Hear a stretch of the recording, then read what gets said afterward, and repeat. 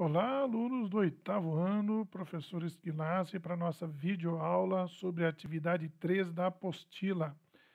Então, para a gente começar essa atividade aqui, nós vamos direto para o texto base desta terceira unidade, as infecções que ameaçam o Brasil em 2018. Vamos para a leitura. Leitura do texto base da terceira unidade de estudos, 6 infecções que ameaçam o Brasil em 2018.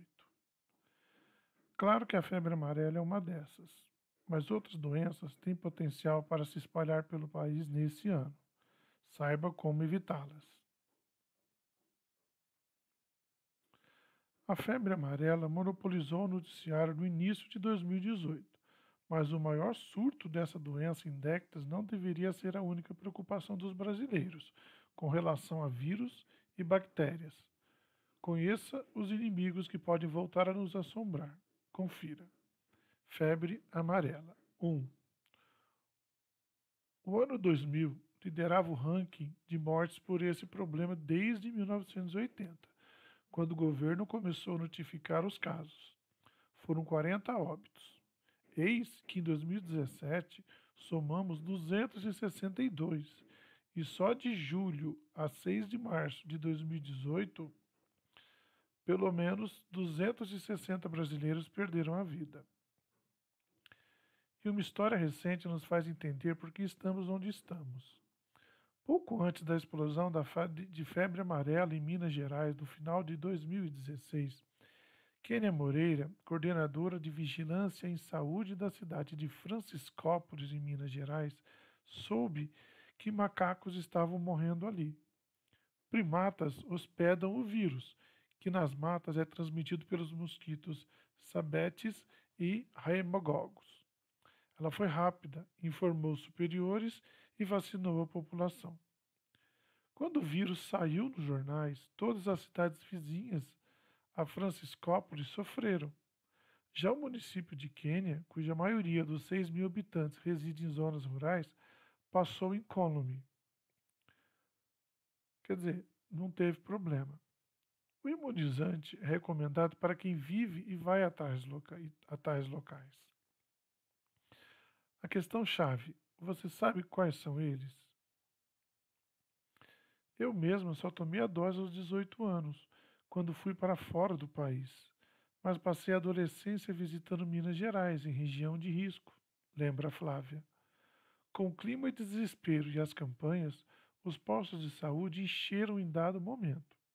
Porém, Franciscópolis ensina que a vacina é mais efetiva quando usada preventivamente, fora dos surtos.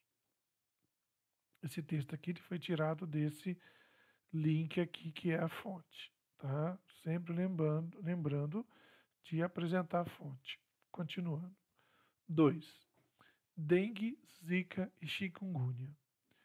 Enquanto só esperarmos o inverno afastar essas doenças transmitidas por mosquitos, continuaremos sujeitos a epidemias frequentes, alerta o virologista Paulo Zanotto, do Instituto de Ciências Biomédicas da Universidade de São Paulo.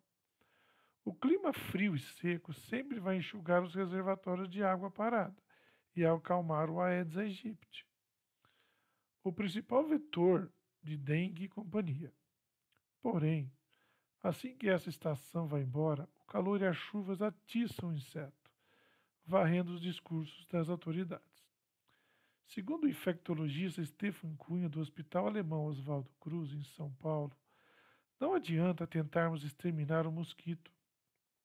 É impossível erradicá-lo com a tecnologia de hoje, tamanha urbanização.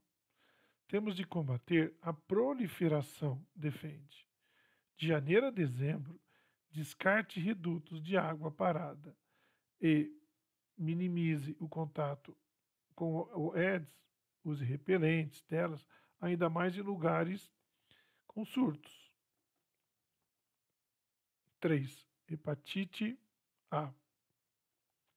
As cidades de São Paulo e Rio de Janeiro padeceram faz pouco com surtos dessa doença que vitima o fígado. No Morro do Vidigal, pelo menos 80 cariocas foram infectados ao beberem água de um poço de garrafas vendidas em uma loja ou de um chuveiro de praia. É que o vírus se infiltra quando ingerimos resquícios de fezes contaminadas, algo comum na falta de saneamento. Já a capital paulista registrou 604 ocorrências de janeiro a outubro de 2017, ante 57 no mesmo período em 2016. Entre as vítimas, 80% possuíam de 18 a 39 anos e eram do sexo masculino, alerta GC Alves, do Instituto de Infectologia Emílio Ribas, em São Paulo. 4. Sífilis. As doenças sexualmente transmissíveis vinham sendo encaradas como pesadelos do passado, pois não são. E a sífilis, causada pela bactéria Treponema pallidum, deixa isso claro. Um boletim do Ministério da Saúde aponta que em 2014, 25 a cada 100 mil brasileiros sofriam desse chabu. 2 anos depois, a taxa escalou para 43 a cada 100 mil habitantes. Essa infecção atinge mulheres e homens, até um pouco mais os marmanjos na realidade. Não menos do que 6 a cada 1.000 bebês nascidos vivos no Brasil acabam falecendo em decorrência desse mal. No Rio de Janeiro, o índice supera 18 mortes a cada 1.000 crianças. Claro que devemos incentivar a prevenção por meio do sexo seguro, introduz a infectologista Carolina Lazzari, do Fleury Medicina e Saúde. Só que o diagnóstico precoce também é vital.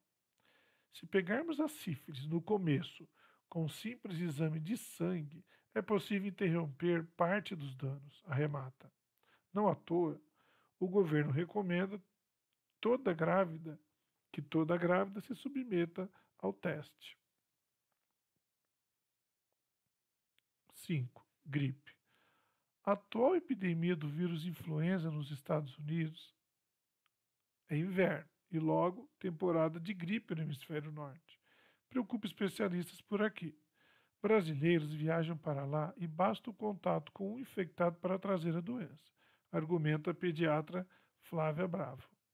O vai-vem global, inclusive, é uma das hipóteses para explicar as quase 2.000 mortes em 2016 por H1N1, um subtipo da influenza A no nosso país.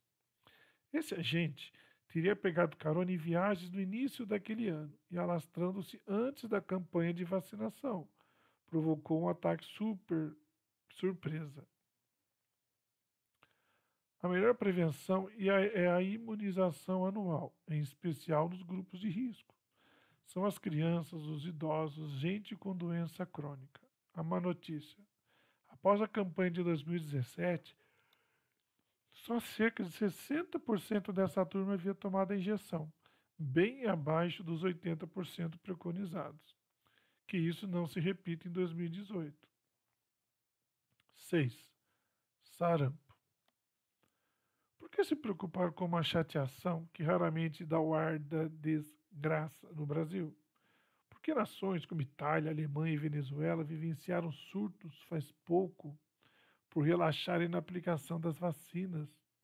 O sarampo já foi uma das grandes causas de mortalidade infantil no Brasil, lembra Isabela Balalai, presidente da Sociedade Brasileira de Imunizações, ISBIM. Ele é facilmente transmitido ao tossirmos ou espirrarmos, adverte. Como prova, voltemos para 2005, quando o surfista Flávio Gouveia viajou para as Maldivas e contraiu o vírus. Num voo subsequente, ele passou a ser o empresário que o transmitiu a um comerciante em Santa Catarina. Em casa, o filho de Fábio foi infectado. Outra criança também caiu de cama com sarampo e contagiou o irmão. Tudo porque o pediatra do surfista não o vacinou, alegando que a injeção faria mal. Balela. O surfista só não originou uma epidemia porque o Brasil era e ainda é um exemplo de boa cobertura vacinal. Continuemos assim. Muito bem. Lido o texto, qual que é o tema dessa unidade, né? Qual é a unidade temática? Vida e evolução. Tem 2 horas aí tempo de duração, mas você pode fazer mais rápido, pode demorar um pouco mais, isso é só uma sugestão, não precisa levar isso muito a sério, não. Então vamos lá. Já começo com a atividade aqui. né? No texto inicial dessa unidade, o autor cita uma lista de doenças que ameaçavam o Brasil no ano de 2018. Algumas das doenças mencionadas no texto poderiam ser evitadas com ações preventivas, como, por exemplo, a vacinação. Então, a primeira pergunta: quais são as doenças mencionadas no texto e quais delas podem ser prevenidas com vacinação? Então, tá aí. De todas que foram citadas lá, né, a febre amarela, hepatite A, gripe e sarampo tem vacina para o tratamento. Agora, sífilis, dengue e chikungunya e a zika, não, né? Apesar que eu li um texto que tem gente oferecendo a vacina para dengue. Então, temos que... Deve ser coisa nova, tá? Então, mas, basicamente, certeza mesmo são essas 4 aí. Segunda atividade. Ele pede para você fazer uma pesquisa com as pessoas da sua casa para saber quais das doenças mencionadas no texto eles já tiveram. Registre a sua resposta no campo, no espaço abaixo. Bom, gente, como cada um tem uma resposta pessoal, eu pus a minha. Então, na minha casa teve febre amarela, gripe, sarampo. Tá? Na verdade, não foi nem febre amarela, foi dengue, na verdade, né? Tudo bem? Vamos lá. Agora eu lhe dou um texto aí. Agora vamos aprender um pouco mais sobre vacina. Como é que a vacina é feita? Nós estamos num momento aí que só se fala, primeiro se falava na Covid, agora só se fala na vacina contra a Covid. Então vamos aprender um pouquinho mais sobre o que é a vacina. As vacinas, elas são preparados biológicos cuja finalidade é conferir imunidade. O que é imunidade? É proteção a uma doença infecciosa específica. Em sua formulação, né, como ela é feita, as vacinas contêm um agente infeccioso, o patógeno causador da doença. Sim, na vacina tem aquele que causa a doença, mas ele está num estado inativo. Nós já vamos entender por que isso. Ao serem administradas, as vacinas possibilitam o reconhecimento do agente passivo pelo sistema imune que todos nós temos no sangue, que em seguida vai passar a produzir anticorpos responsáveis para defender o organismo contra a forma ativa desse agente na eventualidade de uma exposição futura. Ou seja, você recebe o vírus inativo, seu corpo produz anticorpos para ele, e caso um dia você realmente pegue o vírus sem ele ser inativo, né, na sua forma real, você já está protegido, você tem anticorpos contra ele. Então, assim, as vacinas oportunizam ao organismo preparar-se ante uma infecção por meio do reconhecimento prévio do agente infeccioso pelo sistema imune que nós temos e, subsequentemente, produção de mecanismos de defesa contra o seu agente causador, os anticorpos, impedindo que uma determinada doença por ele provocada venha a se manifestar conosco. Então a gente pode até pegar o vírus, mas como a gente tem anticorpo, ele vai combater o vírus e você nem sabe que isso aconteceu, porque você já estava protegido. Então vamos ler a reportagem a seguir, que relata uma produção da vacina da gripe pelo Instituto Butantan. Bom, o caminho percorrido é longo para produzir a vacina, né? O Instituto recebe amostras, no caso aqui ele está dando exemplo não de uma a gripe comum, né? Então, como é que se faz para ter essa vacina contra essa gripe que todo ano ela é oferecida para a gente tomar? Então, primeiro, o Instituto ele recebe amostra dos 3 tipos de vírus que são usados na fabricação da vacina. Influenza tipo A, H1N1 e H3N2. E do tipo B. Além disso, o órgão também recebe de uma granja do interior de São Paulo ovos embrionados de galinhas, quer dizer, com embrião, por ser o lugar ideal para a multiplicação do vírus.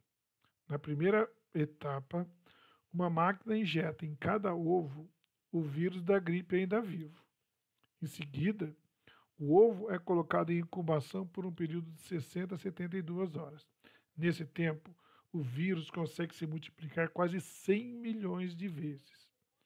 Aí o material extraído do ovo, depois dessas etapas, passa por um processo de segmentação e todos os vírus são mortos. Segmentação é que vai ser partido, vai ser quebrado, né? De cada ovo pode sair até 3 doses de vacina e cada um deles recebe até um tipo de vírus influenza. Para 2018, o investimento do Instituto foi de 5 milhões de reais nas vacinas, que começaram a ser produzidas em setembro de 2017. Esse investimento possibilitou aumentar a produção, garantir a segurança e agilidade nos processos produtivos e, posteriormente, na entrega das doses ao Ministério da Saúde. Para se ter uma ideia, no ano passado, em 10 meses, produzimos 45 milhões de doses e neste ano, com estes investimentos, iremos fornecer 60 milhões em 8 meses de produção, explica Dimas Covas, diretor do Instituto Butantan. O processo de fabricação de doses exige o trabalho ininterrupto de 600 funcionários. De setembro deste ano até maio de 2018, né, deste ano, no caso, em 2017, quando saiu a reportagem, e a fecundação de 60 milhões de ovos necessários para o cultivo dos vírus usados na vacina por dia. 321.984 ovos que chegam à instituição e que já começaram a ser inoculados. A vacinação contra a influenza é fundamental para evitar complicações decorrentes da gripe e doenças graves, como pneumonia, afirma Helena Sato, diretora de imunização da Secretaria. A vacina não tem capacidade alguma de provocar gripe em quem tomar a dose, já que é composta apenas de partículas do vírus, que são incapazes de causar qualquer infecção, destaca. Então nós temos aqui, ó, a fonte, sempre importante mostrar a fonte, de onde eu tirei, de onde foi retirada essa reportagem, certo? Então vem aqui a outra pergunta, a segunda, né? A terceira pergunta, que a gente já fez duas. O que são vacinas e qual a sua importância? Então vamos lá. Eu peguei uma outra resposta para enriquecer o vocabulário de vocês e as informações. Nesse que eu peguei, as vacinas são substâncias biológicas introduzidas nos corpos das pessoas a fim de protegê-las de doenças. E na importância dela, na prática, elas ativam o sistema imunológico, ensinando o nosso organismo a reconhecer e combater vírus e bactérias em futuras infecções. Então a vacina é isso, ela vai ativar o sistema imunológico, onde o organismo vai produzir anticorpos e quando, caso esse vírus ou bactéria nos infectar, a gente já tem a proteção contra ele. Essa é a função das vacinas e é isso que eles estão fazendo e falando o dia inteiro, né, lá em vários lugares do Brasil que estão produzindo a vacina para ter essa função. Isso aqui é bem complicadinho, mas vamos lá. Explique resumidamente como é produzida a vacina da gripe. Então, é a mesma coisa do texto lá. Eu tentei achar uma imagem para explicar, mas eu não consegui uma imagem legal, não.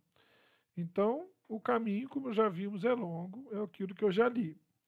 O Instituto, de novo, recebe a amostra dos 3 tipos de vírus que são usados na fabricação da vacina: influenza A, H1N1, H3N2 e do tipo B.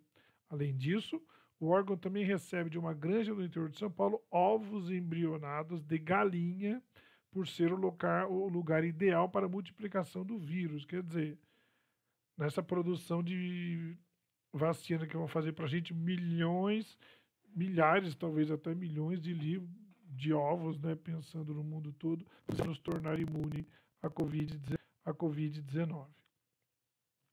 Na primeira etapa, uma máquina injeta em cada ovo o vírus da gripe ainda vivo. Em seguida, o ovo é colocado em incubação por um período de 70 a 72 horas. Nesse tempo, o vírus consegue se multiplicar quase 100 milhões de vezes.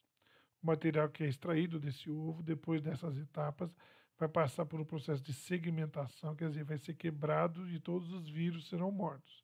De cada ovo pode sair até 3 doses de vacina e cada uma delas recebe até um tipo de vírus influenza, que é um tipo de vírus da gripe.